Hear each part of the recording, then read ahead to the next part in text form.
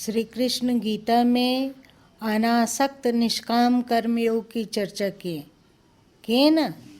और उन्होंने बतलाया कि जो अनासक्त कर्म योग है वो उन्हीं के पास पहुंचाने वाला है ना।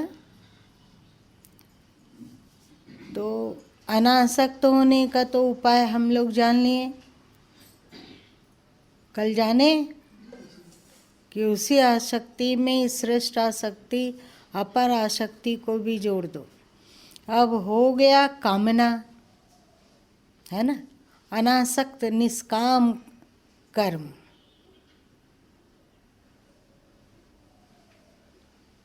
निष्काम बेगरज बिना किसी कामना का कर्म आसान है? आसान है? नहीं आसान है। छोटा से छोटा काम में कामना होता है। क्या इस कामना में भी, लोअर कामना में भी अपर कामना हम लोग संयुक्त कर सकते हैं? कर सकते हैं? कैसे? अभी हम लोगों के भीतर बहुत सी कामनाएं हैं। भौतिक कामनाएं तो एकदम भरी हुई है, इसमें अभौतिक ज्ञान कैसे टिकेगा?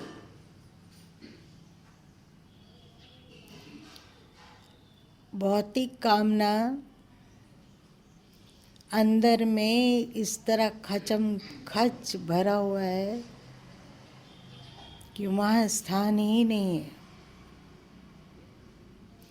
ऐसा समझो कि जब सूरत गोपाल साहब सदगुरु कबीर साहब के पास आए थे तो एक गिलास जल भिजवाए थे सदगुरु कबीर साहब के पास। वो कहना चाहते थे कि मैं ज्ञान से पूर्ण हूँ। याद आई का?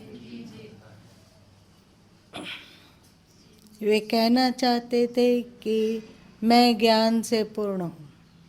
तो सदगुरु साहब के पास जब वह जल भरा गिलास गया तो उसमें उन्होंने एक सुई डाल दी। इसका मतलब सदगुरु कबीर साहब कहना चाहते थे कि ठीक है कि तुम ज्ञान से परिपूर्ण हो, परंतु मेरा भी ज्ञान उसमें समा सकता है। अभी इतना खाली स्थान है कि उसमें मेरा भी ज्ञान समा सकता है। मजेदार है। और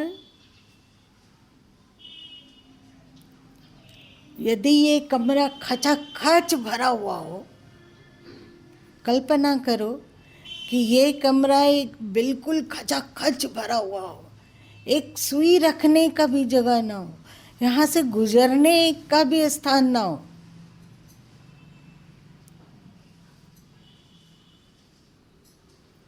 पैर रखने का जगह ना हो,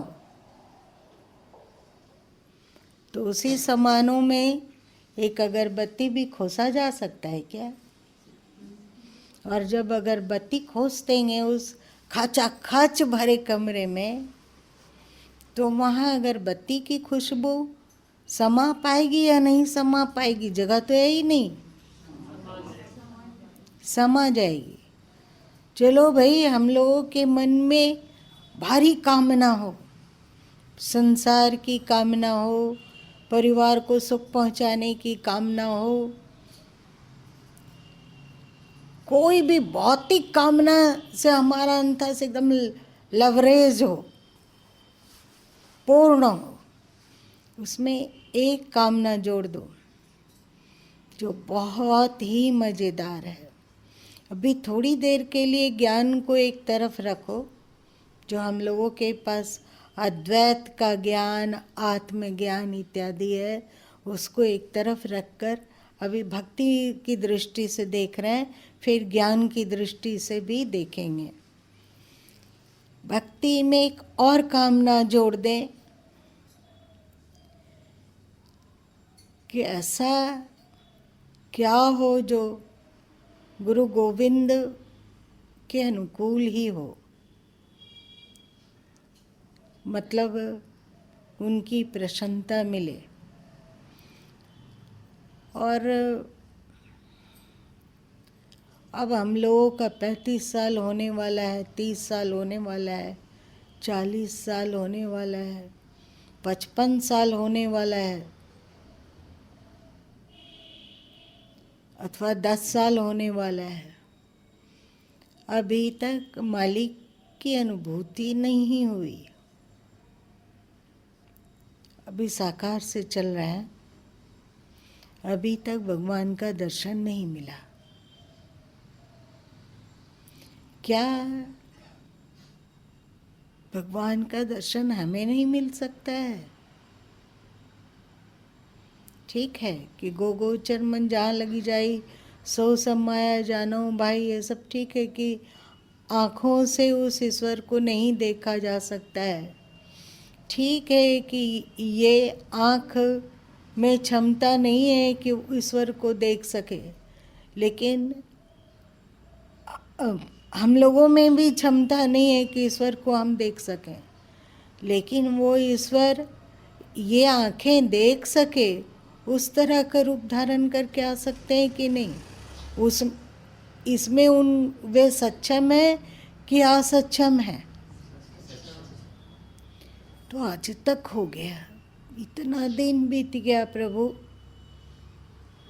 अभी तक तुम्हारी एक झलक भी नहीं मिली। कैसा लगा?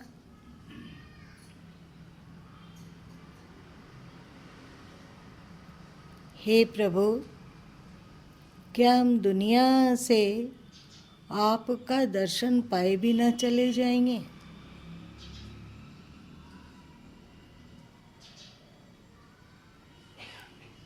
क्या हम लोग अपने अंतस में इस कामना को घुसा सकते हैं?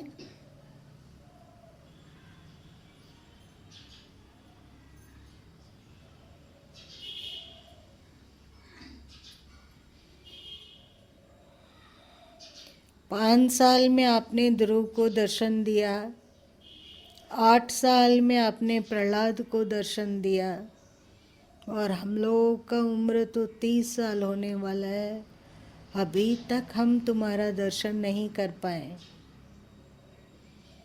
और एक बात और है प्रभु, कि भले ही हम ध्रुव और प्रहलाद की तरह नहीं हैं, भले ही हम लोगों में वो क्वालिटी नहीं है, वो पात्रता नहीं है कि हम तुम्हारा दर्शन कर पाएं, पर पिता की संपत्ति में जितना लायक बेटे का अधिकार होता है, उतना ही नालायक बच्चे का भी अधिकार होता है कि नालायक बच्चे का कम अधिकार होता है? बताओ, बराबर अधिकार होता है। तो प्रभु, माना कि हम नालायक बच्चे हैं, मान लिया कि हम सांसारिकता में, भौतिकता में बहने वाले कीड़े मकोड़े की तरह हैं, पर है तो आपके ही संतान, तो हम पर, हमारा भी आप पर अधिकार है।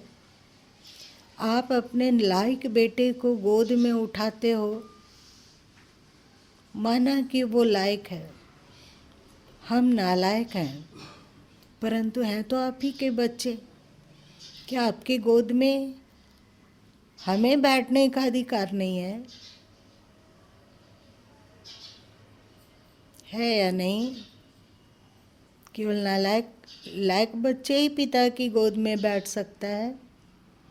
क्या लायक बच्चे ही केवल माँ का प्यार पा सकता है? क्या नालायक बच्चे माता पिता के गोद में नहीं बैठ सकते हैं? उनका लाड़ प्यार का अधिकारी वे नहीं है? ऐसा होता है दुनिया में?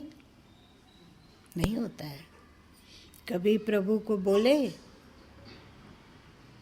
कि नालायक होते हुए भी प्रभु, मैं आपकी गोद में बैठने का अधिकार रखता हूँ।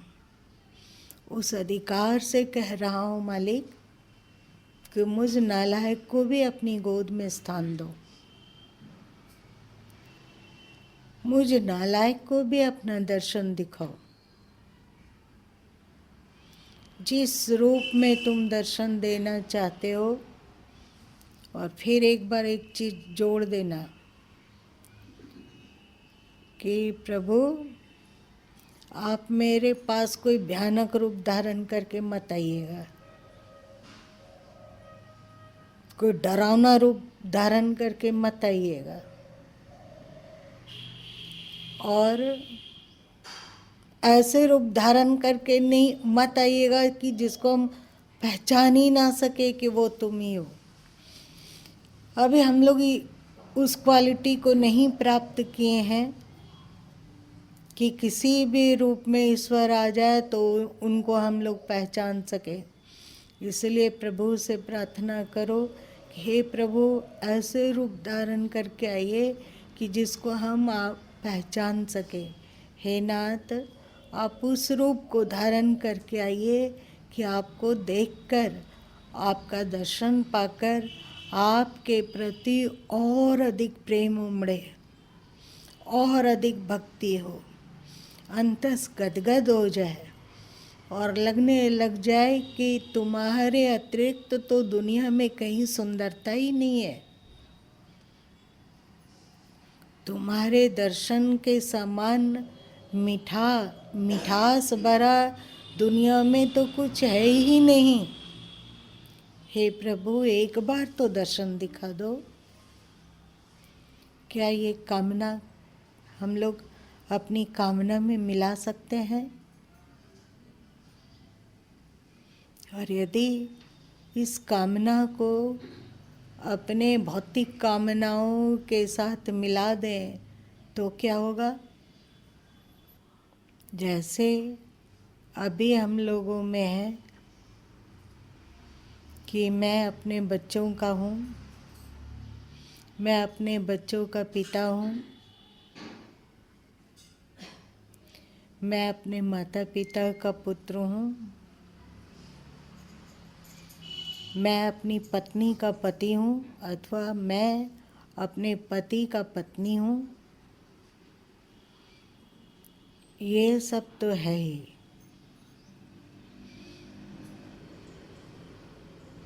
एक ये भी जुड़ जाए कि मैं भगवान का भक्त हूँ, दम्भ के लिए नहीं, दूसरे को सुनाने के लिए नहीं, ये अंतस में धस जाए कि मैं तो मालिक का ही, मैं तो उसी ईश्वर का, उसी सर्व समर्थ का बच्चा हूँ, संतान हूँ। वे ही मेरे सर्वस्व हैं। बचपन में जब बच्चा छोटा होता है तो उसको सबसे ज़्यादा किस चीज़ की आवश्यकता होती है? किस चीज़ की? उसी तरह हे प्रभु त्वमेव माता। प्रभु अभी तुम माँ बन के आओ, क्योंकि मैं बहुत छोटा हूँ, बहुत नालायक हूँ, मुझ में सांसारिकता है, तुम्हारे प्रति प्रेम भक्ति भी बहुत क्षुद्र है, मैं तुम्हारे योग्य भी नहीं हूँ। परंतु मालिक तुम माँ बन के आ जाओ। माँ बच्चों से घृणा करती है, उसमें यदि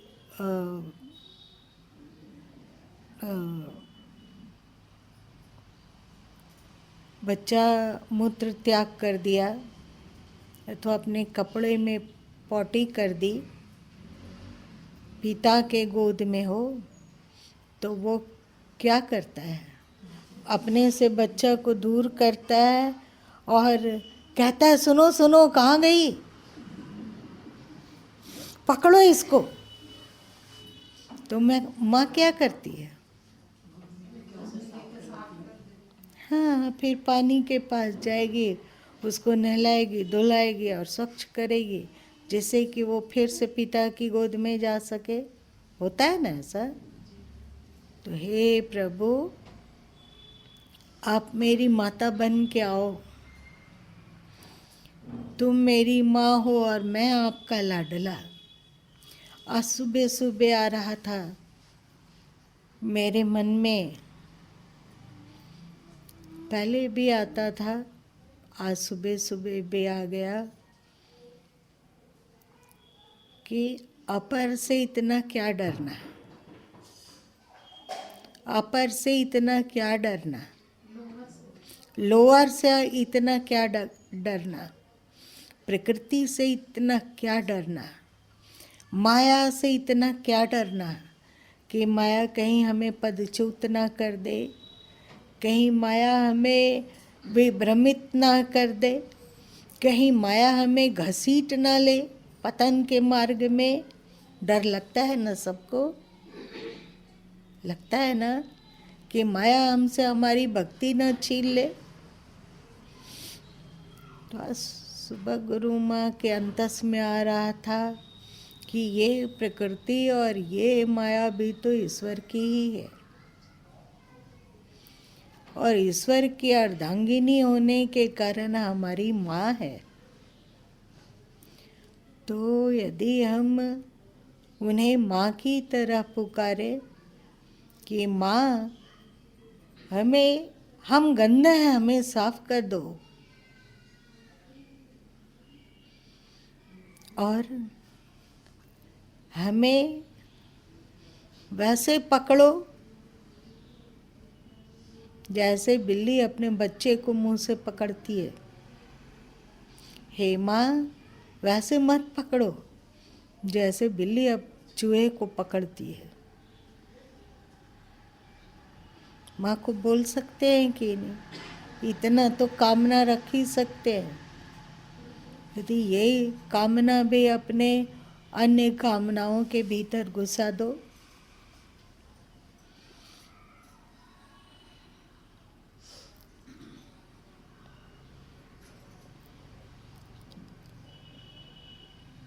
जब थोड़ा और बच्चा बड़ा होता है तो उस समय क्या आवश्यकता होती है? अब 7 साल का हो गया, 8 साल का हो गया, तब पिता की आवश्यकता होती है ना, जो अपने कंधों में बैठाकर घुमा सके और सीख दे और प्यार करे। तो तुम्हें वह पिता, तुम ही पिता हो। और बहुत सारी ऐसी बातें होती है जो बच्चा अपने माता पिता को तो नहीं बोल पाता है किसी कारणवश, पर दोस्त को ज़रूर बोल लेता है। होता है ऐसा? तुम मेरे दोस्त हो, बन जाओ। मेरी कामना है कि तुम मेरे दोस्त बन जाओ और मैं आपको अपना दिल का सारा हाल बता सकूं। और हे प्रभु, आप तो मेरे सर्वाधिक प्रिय हो। सर्वम मम देव देव, मेरा सब कुछ आप ही हो। माता भी आप हो, पिता भी आप हो, दोस्त भी आप हो, सखा भी आप हो, सब कुछ आप हो। आप ही मेरे लिए पूजनीय हो।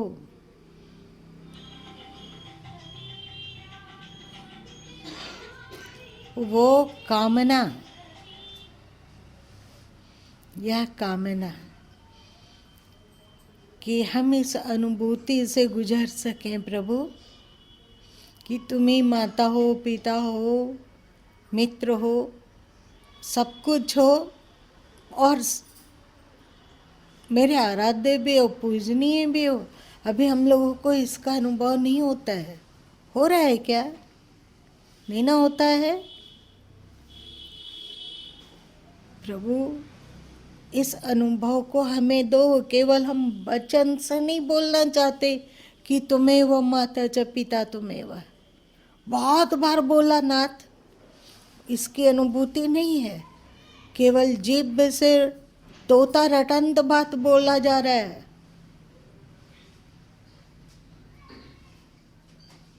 ये कामना अपने भीतर घुसा दो कि कब वो दिन आएगा जब हम अनुभव कर सकेंगे कि वो ईश्वर हमारी माता पिता सखा सब कुछ और इष्ट आराध्य सब कुछ वही है।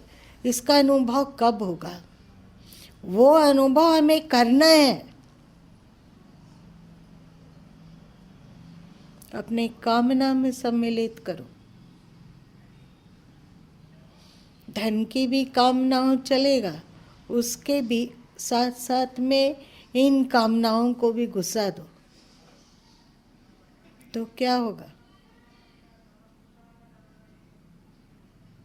इन कामनाओं को अन्य कामनाओं में घुसा दोगे तो क्या होगा?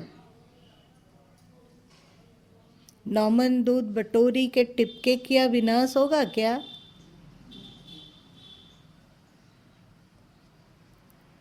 क्या होगा? निष्कामता आएगी, कामना घटेगी,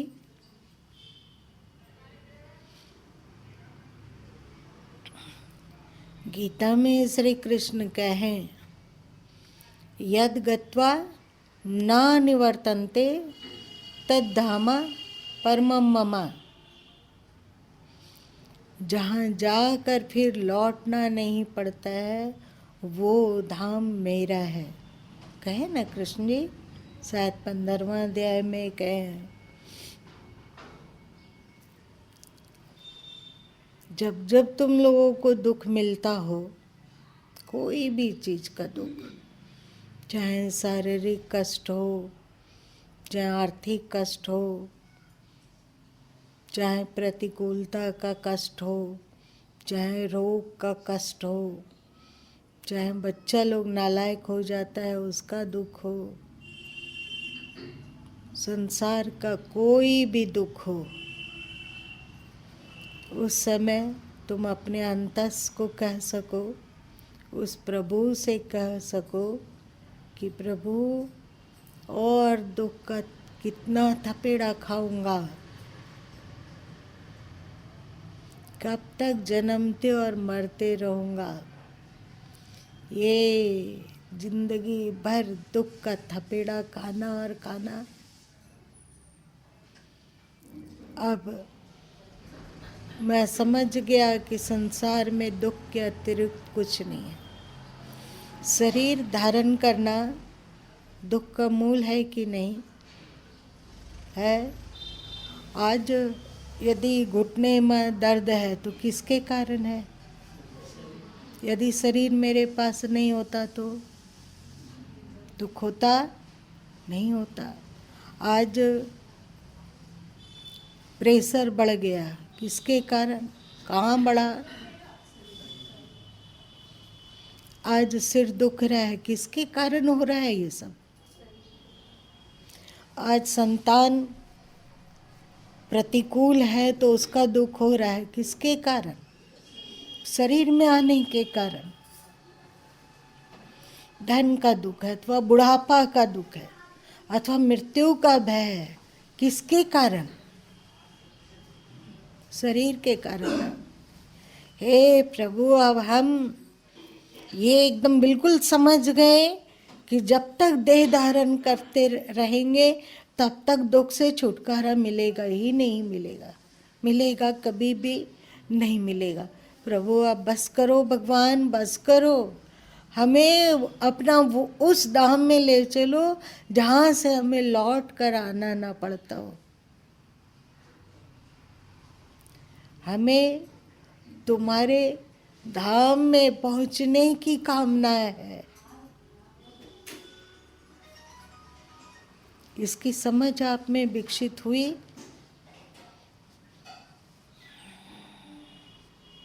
कि सब दुख के मूल में है देह धारण करना। चाहे मनुष्य देह धारण करें, चाहे पशु पक्षी का धारण करें या कीड़े मकोड़े का धारण करें, जब तक देह धारण होता रहेगा तब तक दुख मिलता रहेगा। आप लोगों दुख से छूटना चाहते हो कि नहीं? छूटना चाहते हो? एक बार भली भांति देखो, मन में ढूंढो कि ये दुख कहाँ है, किसके कारण है। सारा दुख, बुढ़ापा का दुख किसके कारण है, मृत्यु का भय किसके कारण है, और जो जो शारीरिक कष्ट, रोग व्याधि का दर्द किसके कारण है। धन का अभाव अथवा भौतिक सुख की कमी अथवा बहुत अधिक भौतिक सुख, उसके द्वारा भी कभी भी शांति और आनंद की अनुभूति नहीं होती है। अब जान लिया प्रभु कि यह दुख, यह देह धारण करना महा दुखदायी है, अब हमें नहीं चाहिए, बंद कर दो भगवान। कभी आपने प्रार्थना किया? कभी आप समझ आई ये बात कि सारा दुख का कारण आपका देह धारण करना है? यदि ये ठीक ठीक से समझ सको और प्रभु से कहो कि बस मेरी एक ही कामना है कि जब तक दुनिया में रहूँगा आपने जो कर्तव्य दिया वो करूँगा, पर मेरी एक ही कामना है कि मैं आपके उस धाम में पहुँच जाऊँ जहाँ जाकर फिर लौटना नहीं पड़ेगा। तुम्हारा सानिध्य पाऊँगा, तेरी ममता में गोद पाऊँगा, तुम्हारा साथ पाऊँगा और तुम्हारा संग पाकर विभोर रहूँगा। अब नहीं, ये कामना को सम्मिलित कर दो। किसमें? कामनाओं में। आज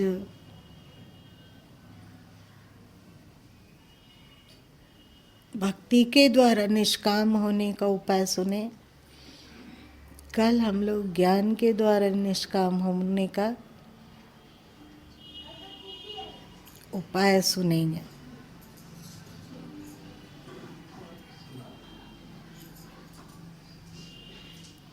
अभी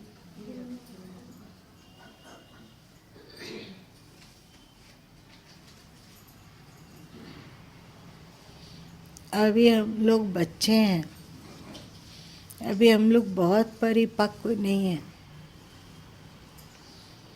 इसलिए भक्ति की कामना लाजवाब है, हम लोगों के अनुकूल है। अभी हमारे हाथ छोटे छोटे हैं, हमारी अंगुलियां छोटी छोटी है, हमारी हथेली छोटी है। अभी हम उसे ज्ञान की विराटता को पकड़ नहीं सकेंगे। इन छोटे छोटे हाथों से तो भक्ति को ही पकड़ पाएंगे। भक्ति हमारी माँ है, भक्ति हम लोगों के लिए सबसे प्यारी हो।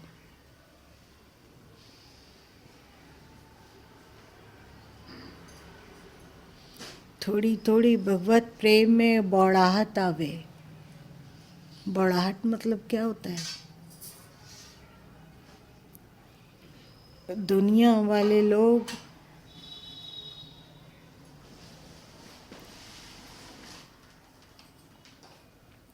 कुछ दिन के प्रेम में इतना बढ़ा जाते हैं आज के समय में एक बॉयज़ अपनी गर्लफ्रेंड के लिए इतना बड़ा जाता है, एक गर्ल्स अपने बॉयफ्रेंड के लिए इतना बड़ा जाता है, तो हम उनके लिए क्यों नहीं बढ़ा सकते हैं। एक भजन है ना, अखियाँ हरि दर्शन की प्यासी है, कोई उसको गाएगा? अच्छा, जाने दो।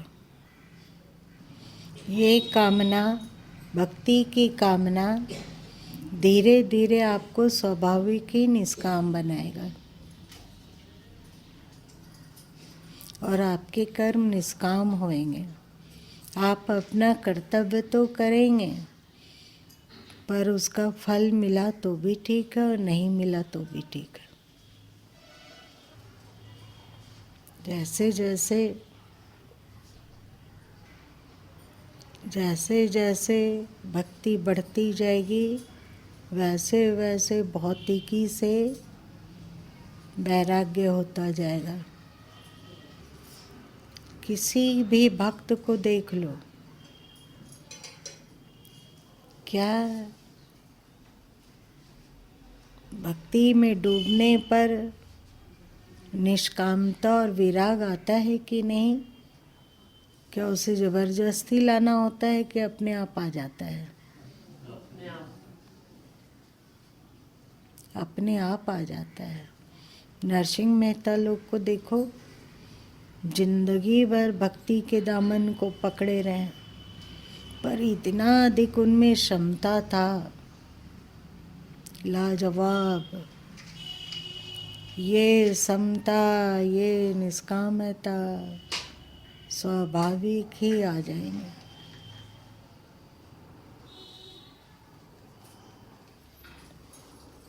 प्रार्थना करना, अभी जो गुरु माँ बोले वो नहीं है यदि हम लोग के पास, तो प्रार्थना करना कि हे प्रभु, हे मालिक, हे मेरे सर्वस्व, अपना प्रेम दे दो,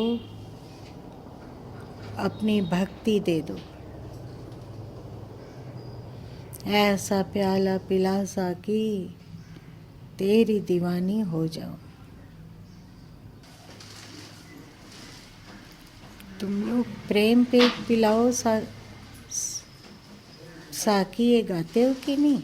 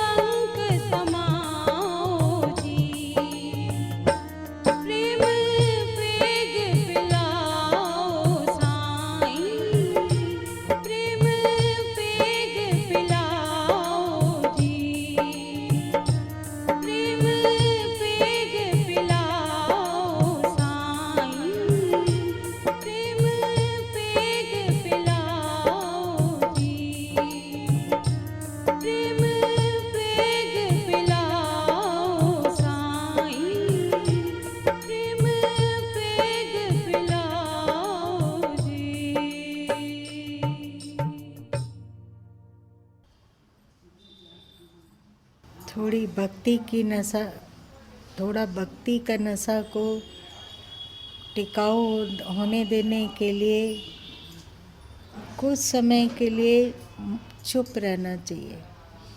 बातचीत इधर उधर का करना, इससे नशा फट जाता है। बड़ा ही मदहोश कर देने वाला और अद्भुत नशा है ये।